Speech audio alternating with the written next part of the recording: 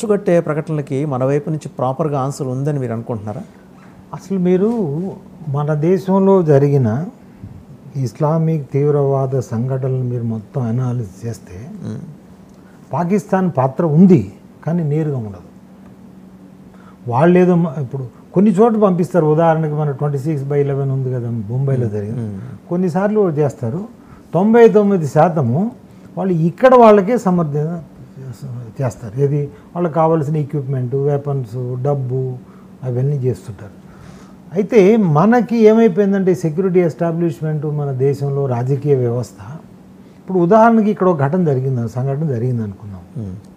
మనం ఇక్కడే వాళ్ళే చేశారు అని అంటే ప్రతిపక్షాలు ఏమంటారు, మరి నువ్వేం చేస్తున్నావు అధికారంలో ఉండి అని ప్రశ్నిస్తారు.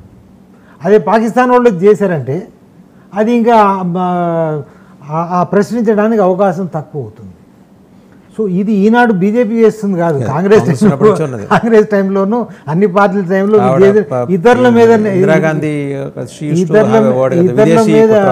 ఇతరుల మీద రుద్దటం అనేది మనకి ఎందుకంటే మన అసమర్థతని మనం కప్పిపుచ్చుకోవడం కోసం ఇతరుల మీద రుద్దటం అనేది. ఇందులో కూడా పాకిస్తాన్ వాళ్ళ సపోర్ట్ ఎప్పుడూ ఉంటుందండి. ఎందుకంటే వాళ్ళు మన దేశానికి వాళ్ళేం మిత్రులు కాదు, వాళ్ళు మొదటి నుంచి శత్రువులు. ఎందుకు శత్రువులు అంటే వాళ్ళ మతం ఆ తీవ్రవాదం చెప్పే శత్రుత్వం. సో కాబట్టి అయితే ఈ సంఘటనలో నేను కొన్ని ప్రశ్నలు అడుగుతూనే ఉన్నాను నేను నా సోషల్ మీడియాలో కూడా. ఏదైతే ఘటన జరిగిందో పహల్గాం, అక్కడ నుంచి మీరు రకరకాలుగా మీరు మన లైన్ ఆఫ్ కంట్రోల్ అంటారు ఎల్ఓసి, మీరు ఎల్ఓసికి చూస్తే నేరుగా గీస్తేనే 150 కిలోమీటర్లు దాదాపు ఉంటుంది. కరెక్ట్గా మనం మనుషులు వెళ్ళే దారి కనుక చూస్తే 200-300 కిలోమీటర్లు రకరకాల ఏ దారిలో వెళ్తున్నాం అనేది ఉంది. అయితే అక్కడున్న ప్రాంతం మీరు భౌగోళిక పరిస్థితులు కానీ చూస్తే మొత్తం కొండలండి ఇట్లా ఉంటాయి. అసలు మీరు దారి వెళ్ళాలంటే ఒక కొండెక్కి మళ్ళీ దిగి మళ్ళీ కొండెక్కి మళ్ళీ దిగి ఇట్లా రావాలి, లేకపోతే ఎక్కడో చిన్న చిన్న దారులు ఉంటాయి. అది ఆ దారుల్లో మీరు 200-300 కిలోమీటర్లు లేదా 150 కిలోమీటర్లు రావాలంటే అది ఎంత కష్టం.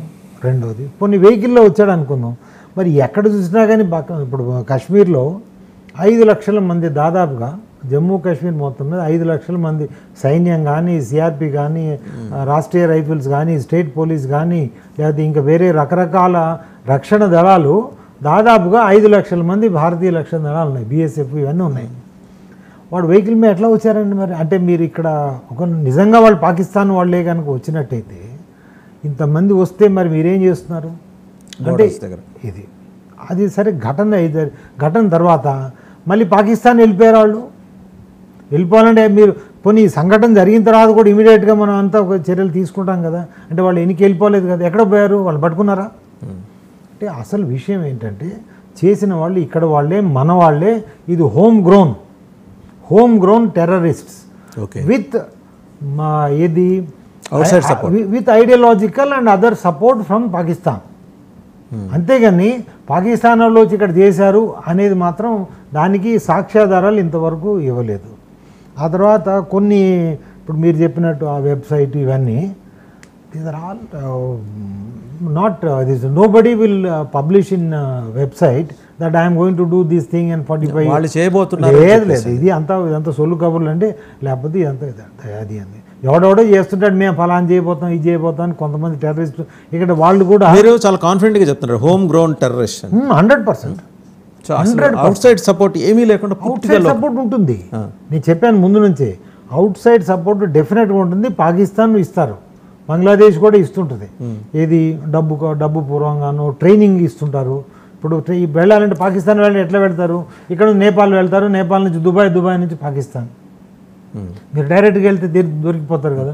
సో రకరకాల రూట్స్లో వెళ్తుంటారు వాళ్ళు, ట్రైనింగ్ తీసుకుంటారు, ట్రైనింగ్ మెటీరియల్, స్పాట్స్, తర్వాత ఇన్ఫర్మేషన్ మీరు ఎక్కడ చేస్తే బాగుంటుంది, ఇలాంటి సహాయ సహకారాలు ఉంటాయి.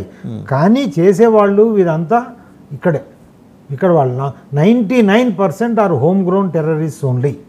అది మరి ఎవిడెన్స్ దొరుకుతున్న ఎన్ఐఏ దర్యాప్తులో బయటపడుతున్న అంశాలు వీటన్నిటి ఎవిడెన్స్ అంటే there is information, what is the reliability of that information మనం చూడాలి.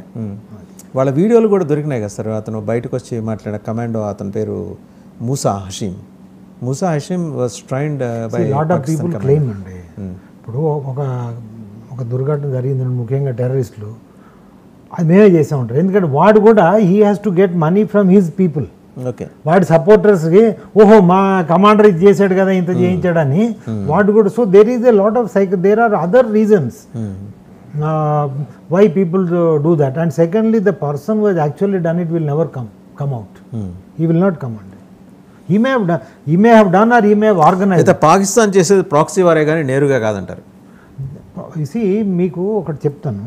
1971లో బంగ్లాదేశ్ యుద్ధం జరిగింది మనకి. ఇది బంగ్లాదేశ్ని మనం లిబరేట్ చేసాం. ఆ తర్వాత పాకిస్తాన్ ఏం నిర్ణయించుకుందంటే